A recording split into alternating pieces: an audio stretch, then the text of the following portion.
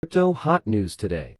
The four most important news. 1. At 1745, Dogecoin announces Doge Wallet for iOS users. Dogecoin enthusiasts will be able to participate in app communication with other community members.